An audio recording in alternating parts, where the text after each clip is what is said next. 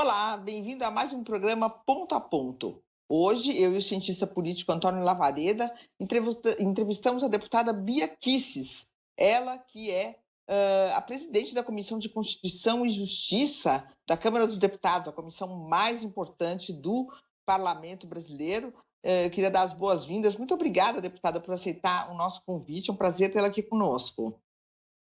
Obrigada, Mônica. Obrigada pelo convite. Obrigada, Lavareda. Deputada, eu queria começar com um primeiro assunto, que é o seguinte: nesse período em que a senhora comandou a CCJ, está no comando da CCJ, uma das grandes questões foi a do voto impresso, que acabou derrotada no plenário da Câmara dos Deputados. Foi um período de grande estresse, inclusive entre o presidente da República, o Tribunal Superior Eleitoral, o Supremo.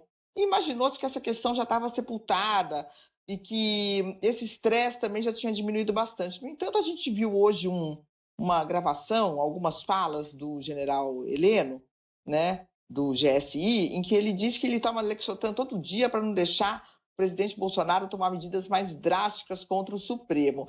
Então, eu queria que a senhora comentasse com a gente, explicasse para a gente se é uma fala isolada dele, se de fato a gente entrou num período de maior tranquilidade nessa relação entre os poderes, ou se esse assunto do voto impresso pode ressurgir em 2022, esse estresse e essa corda pode voltar a esticar.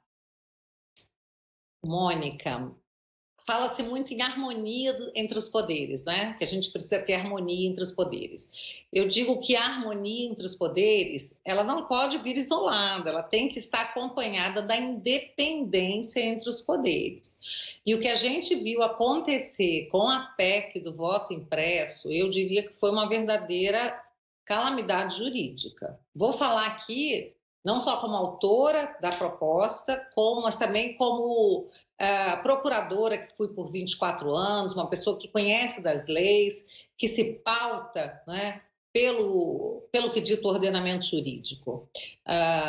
Essa proposta ela fazia parte da minha campanha, de uma das pautas mais fortes da minha campanha. Eu 2014, vou um pouquinho aqui. Eu acompanho a questão do voto impresso desde 2014 e apresentei essa proposta em 2019, assim que eu consegui reunir as assinaturas. Não foi difícil reunir as assinaturas para essa proposta e em 2019 ela foi aprovada na CCJ por 33 votos a 5. Portanto, dá para ver pelo placar que não havia resistência a essa proposta e era muito comum, em conversa com os parlamentares, eles apoiarem uma proposta de mais transparência no processo eleitoral. Eu acho que ninguém pode se opor à transparência, principalmente figuras públicas. Bom, o que aconteceu é que em 2020 não pudemos ter a comissão especial formada, por causa da pandemia, as comissões não foram instaladas. Em 2021, nós levamos adiante, então, a proposta, né, de criação da comissão especial. O presidente Arthur Lira montou a comissão e estava indo tudo muito bem.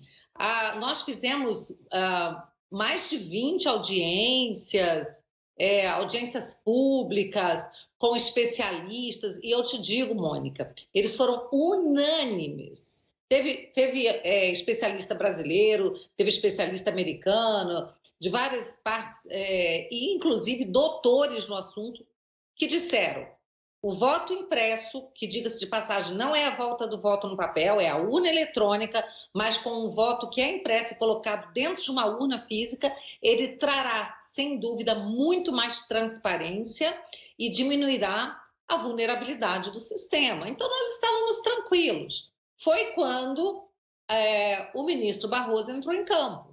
Veio até a Câmara dos Deputados, começou a fazer uma campanha também nas mídias sociais e pela imprensa contra o voto impresso, dizendo que nós queríamos um retrocesso, voltar àquela época do voto no papelzinho, que não era verdade, e acabou convencendo lá os presidentes de partido a mudarem os integrantes da comissão e o voto impresso acabou sendo derrotado. Para mim, foi uma grande tristeza e uma lição também, né, de como um poder pode interferir em outro.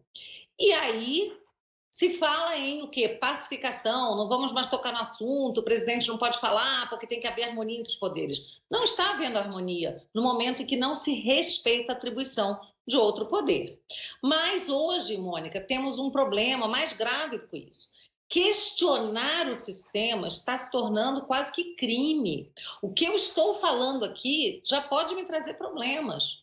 Esse é o momento que a gente vive, quando ministros do TSE caçam um deputado, um parlamentar eleito, o mais bem votado, por exemplo, no Paraná, por ele ter feito uma live questionando o sistema eleitoral. E um ministro avisa no julgamento que quem questionar, candidato que questionar o sistema, poderá ser cassado e ir para a cadeia. Então, hoje, o que eu estou fazendo aqui já é de uma ousadia muito grande falar sobre esse assunto.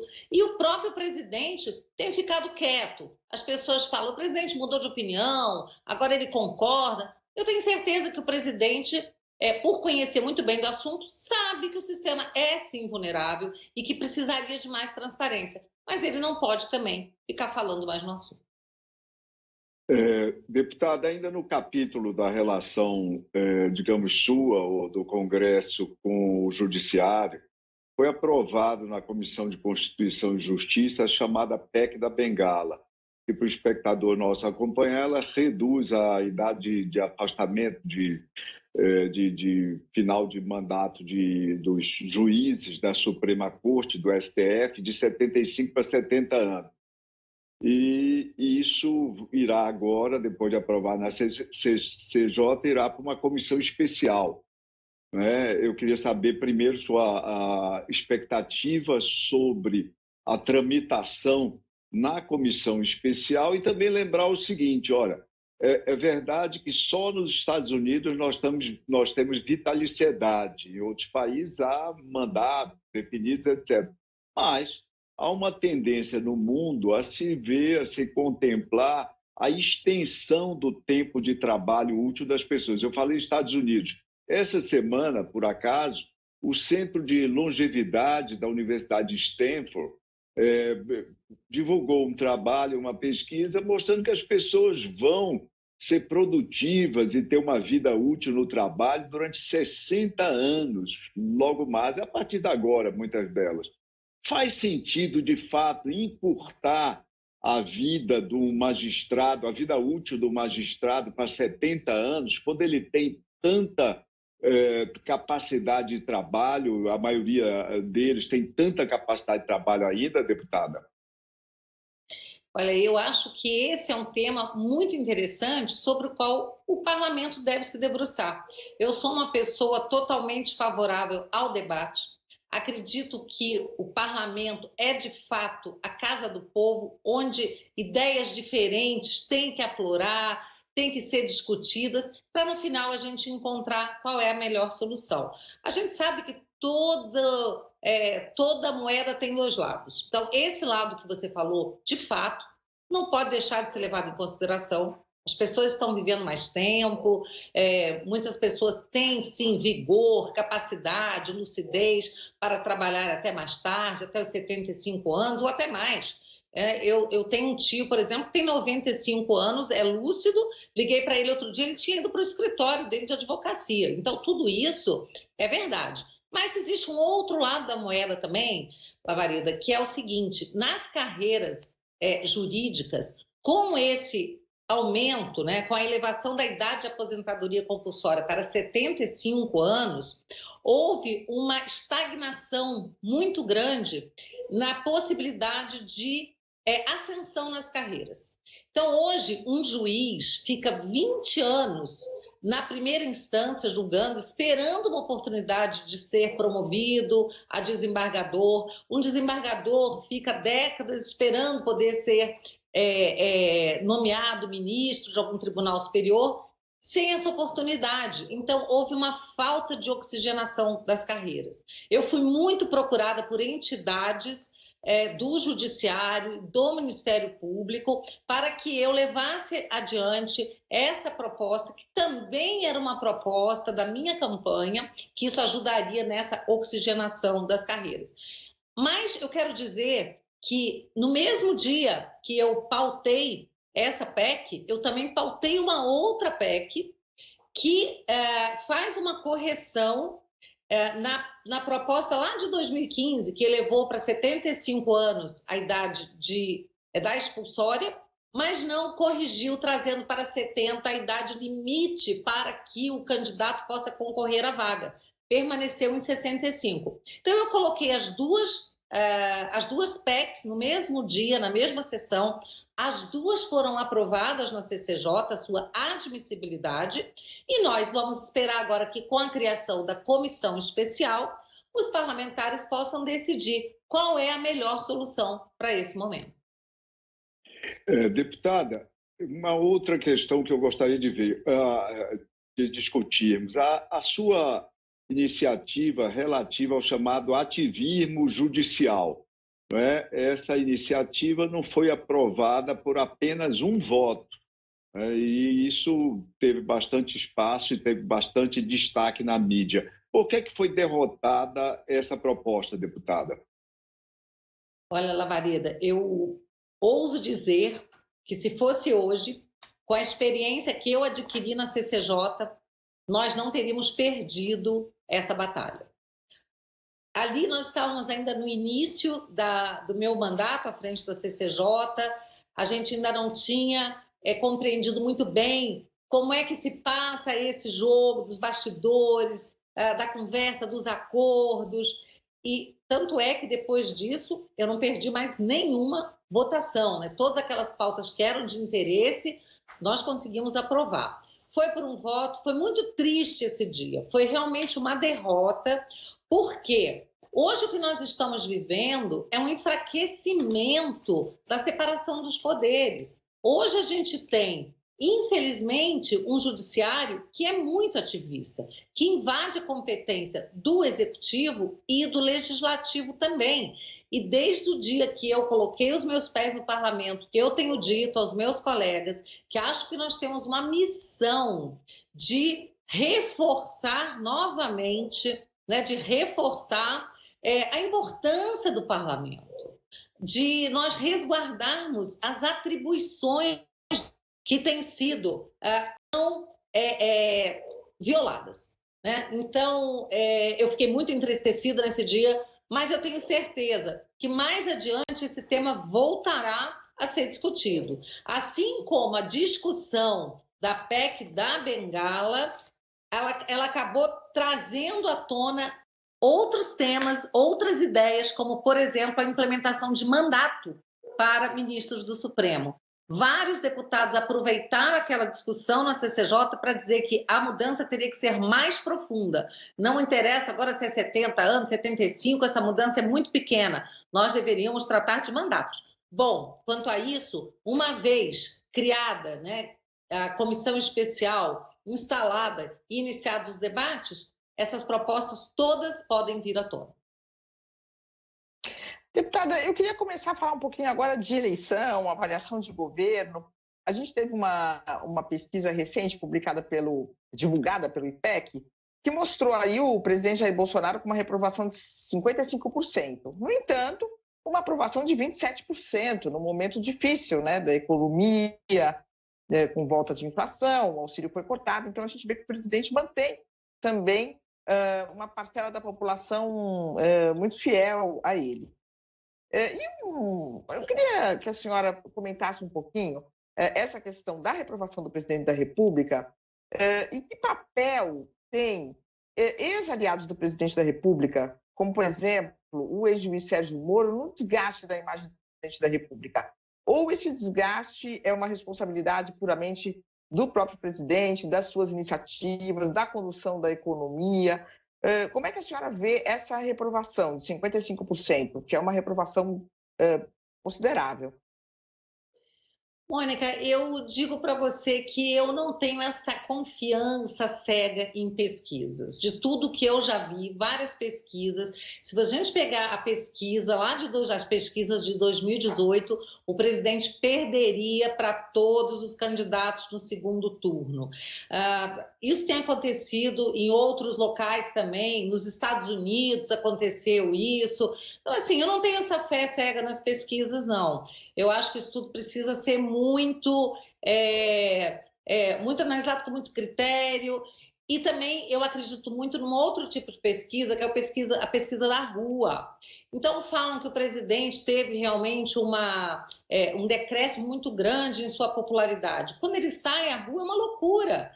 Por outro lado, o outro candidato que é tido como campeão aí, né, de votos, o campeão de intenção de votos, ele não pode nem sair na rua no Brasil, ele tem que sair na rua fora do Brasil para ser recebido por líderes, porque se sai na rua no Brasil, o tratamento que ele recebe não é tão carinhoso assim.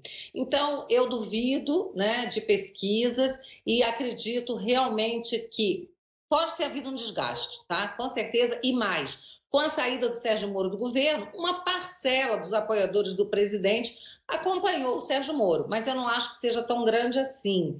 Há um desgaste natural pela questão da pandemia, pela questão da inflação, principalmente a classe média, mas eu acredito que esse apoio ao presidente ainda será recuperado, até porque as pessoas vão compreender ainda que esses problemas que a gente está vivendo não são por causa do presidente, são problemas mundiais que estão acontecendo em todos os países. Recessão, falta de alimentos, inflação, né, tanta coisa, desemprego, tanta coisa acontecendo, e não é só no Brasil, não é culpa do Bolsonaro.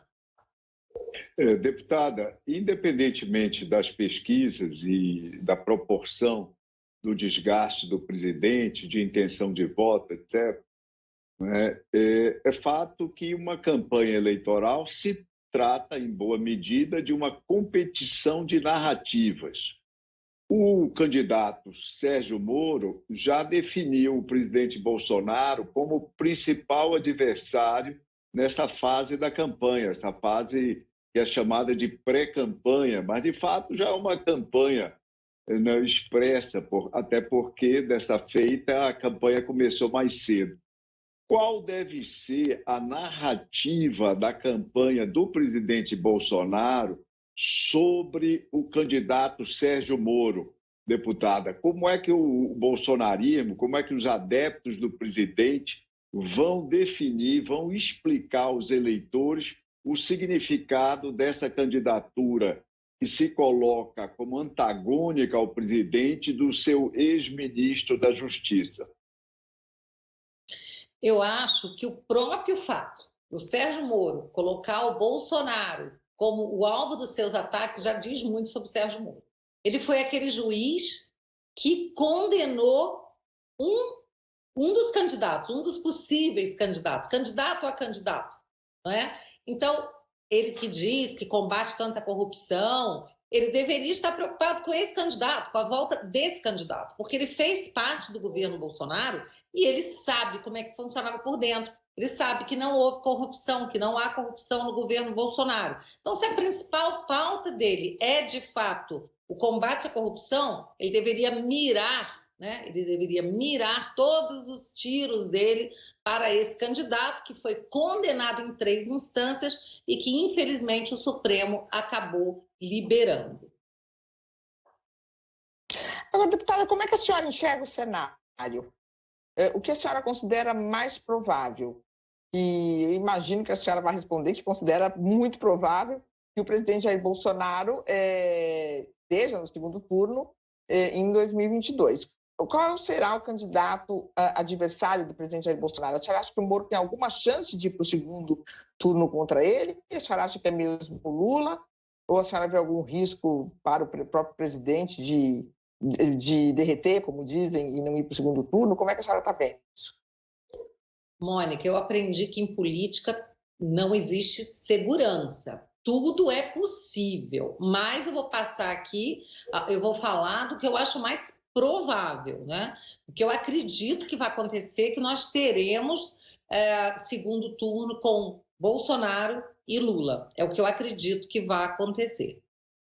E aí a gente espera que o povo brasileiro, né, se lembre, né, de tudo que aconteceu, de todos os escândalos, de tudo que o governo Lula fez para o Brasil, dos desvios, dos roubos, do dinheiro do BNDES indo para países, né, comunistas, para outros países na África, na América do Sul, para construção de portos, aeroportos, estradas, metrô, e o Brasil ficando com essa conta, levando calote, um dinheiro que é do povo brasileiro, sendo usado para favorecer aliados de ditaduras, de narcoditaduras. É muito importante que o brasileiro pense nisso. Ao invés de se concentrar na questão que muitas vezes as pessoas criticam o presidente, ele fala de um jeito, ele é grosso. Ok, ele pode ser grosso, às vezes falar de qualquer maneira, não ter aquela polidez muitas vezes. Mas vem cá, o que a gente quer? A gente quer, quem olha para o presidente está buscando o quê? Está buscando um marido, está buscando um amigo para bater papo, ou quer um líder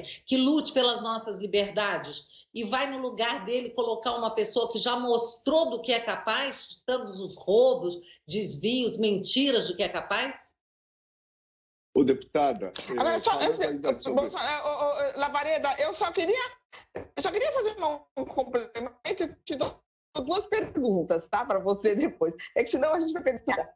Ficando no segundo turno, Lula e Bolsonaro, vocês permitiriam que o Moro subisse no palanque? Vocês buscariam o apoio do Moro para o segundo turno? Bom, eu acho que todo apoio é necessário, com certeza. Nós estamos falando de uma guerra. Numa guerra não dá para você ficar escolhendo, sabe, os aliados com filigranas. Se o Moro resolver apoiar o Bolsonaro no segundo turno, ele estará aí com isso conseguindo compensar, né, os atos dele até agora, a forma como ele saiu do governo, saiu atirando, uma forma muito ruim, muito negativa, inclusive para a imagem dele. Né? Todas aquelas pessoas que admiravam tanto o Sérgio Moro, como eu acho que como a grande maioria dos brasileiros, ficaram muito decepcionadas, como ele saiu atirando da forma como saiu. Ele pode de alguma forma resgatar isso daí, né? Botando a mão na consciência e olhando para o condenado, para o ex-condenado e para um presidente que não tem corrupção, né, que o trouxe para o governo, que deu a ele essa oportunidade.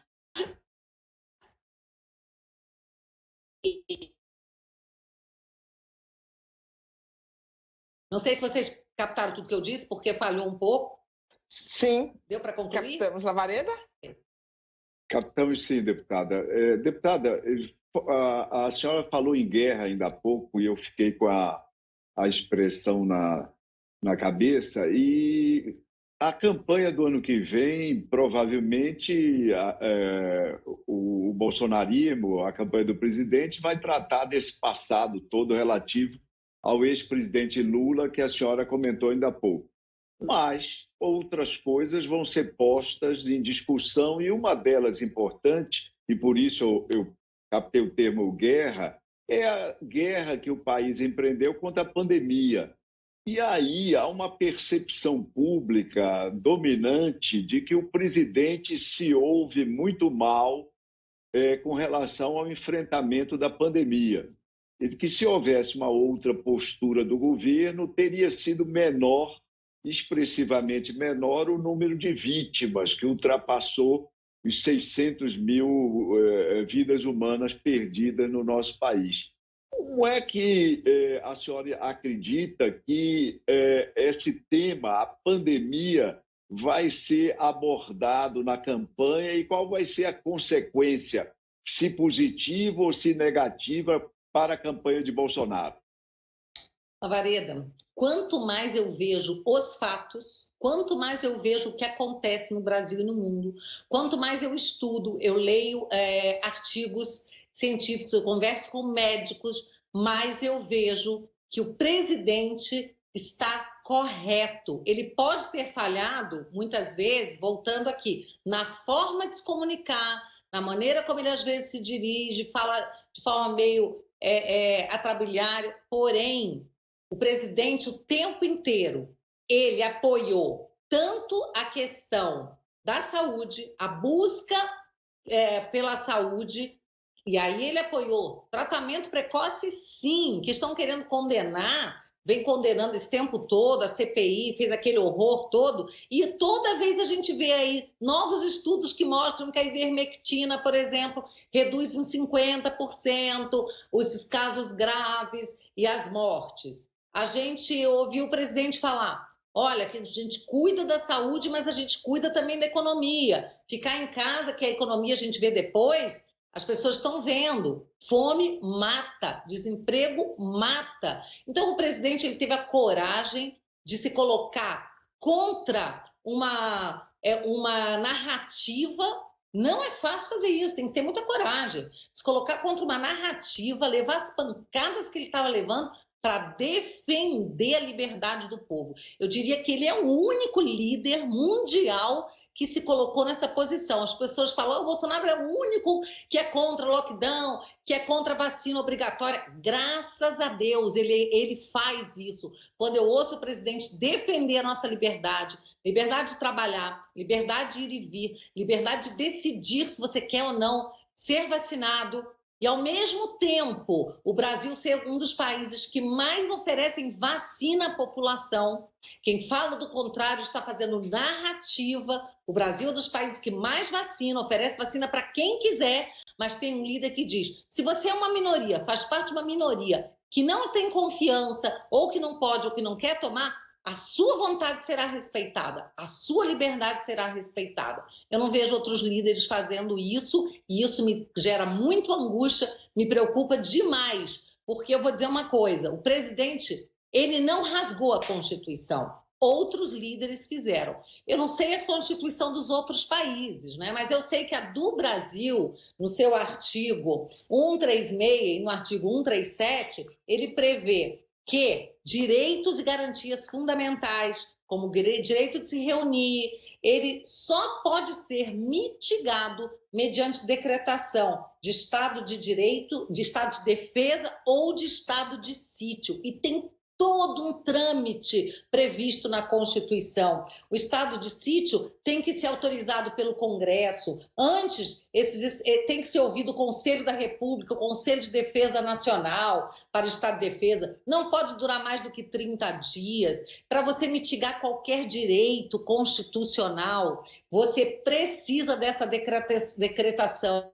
Os governadores e prefeitos saíram por aí decretando com uma canetada, e o Supremo também o fez, né, decisões que retiraram direitos e garantias fundamentais, como direito à liberdade, liberdade de expressão, liberdade de escolha, liberdade de trabalhar, liberdades duramente conquistadas pela nossa civilização, conquistadas com muito sangue, suor, lágrima, guerras, revoluções. E aí a Constituição diz, em casos que seja necessário mitigar esses direitos só com o estado de defesa ou estado de sítio. Esqueceram. A pandemia virou desculpa para tudo, para rasgar a Constituição, para violar direitos fundamentais. Como é que eu posso concordar com isso? Eu que sou uma defensora da liberdade. Então, eu aplaudo as decisões do presidente, e quem ouviu aquela reunião, o vídeo daquela reunião, em que o presidente cobrava do Moro, que diz que as pessoas estão acima de tudo, cobrava dele que defendesse as pessoas, as mulheres sendo algemadas na rua, presas, porque só queriam tomar ar numa praia ou numa praça pública, sozinho, isolada, sem estar aglomerado. Quem assistiu o presidente pedir ao ministro da Justiça da época, Sérgio Moro, defenda essas pessoas, viu um ministro omisso e que hoje aplaude o passaporte da segregação obrigatório e vem dizer que as pessoas estão acima de tudo. Isso não é verdade.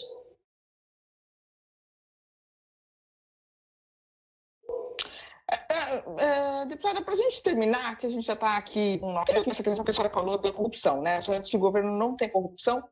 No entanto, familiares do presidente da República são investigados. A gente viu hoje mesmo que um deles, que se chama o 04, né, Jair Renan, ele foi intimado para prestar depoimento no inquérito que investiga possíveis pagamentos de propina a empresários em contatos do governo, e ele está sendo investigado por tráfico de influência, lavagem de dinheiro, quer dizer, como esse. Diante disso, da intimação do próprio filho do presidente, do senador Flávio Bolsonaro com processos contra ele por rachadinhas, você acha que vai ser fácil sustentar o discurso de que não há corrupção no governo e no entorno do presidente da República? Gente, Mônica, vamos pensar que a esquerda defende que o Lula é inocente, tendo sido condenado em 3 instâncias. Quem é contra a prisão em 2º grau alega que você tem que esperar o trânsito em julgado para uma pessoa ser considerada culpada. Eu defendo a prisão em 2ª instância. Aliás, defenderia até em 1ª instância em muitos casos, tá? Principalmente nos crimes dolosos contra a vida. Acho que tem que ser prisão em 1ª instância. Agora, no caso dessas pessoas, elas estão sendo o quê? Investigadas. Não houve uma denúncia, não houve uma condenação. E quando o presidente ouviu falar que estava havendo uma possibilidade de corrupção no Banco do Nordeste, que o presidente do Banco do Nordeste estaria negociando contratos, o que ele fez? Colocou para fora. Tá? Então, muitas pessoas falam, mas agora o presidente, ele se aproximou de políticos, do centrão, disso, daquilo. É verdade, se aproximou para poder fazer política, para poder governar. Mas eu tenho a convicção que, aparecendo qualquer suspeita, qualquer caso de corrupção, essas pessoas serão afastadas. Bem, deputada, infelizmente chegamos ao fim do Ponto a Ponto. Queria agradecer mais uma vez a sua presença aqui e convidá-la para voltar mais vezes. Muito obrigada.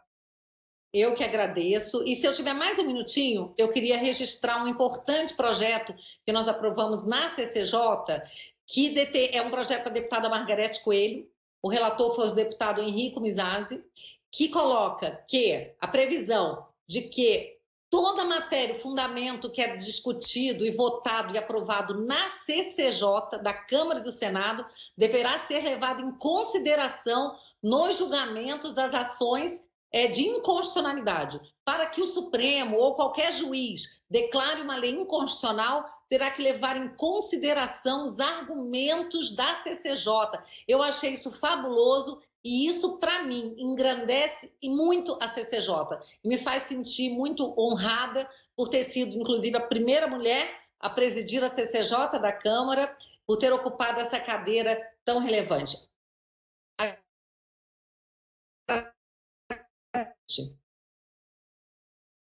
Agradeço a vocês dois por esse convite. Bem, tivemos fala, mas obrigada, deputada.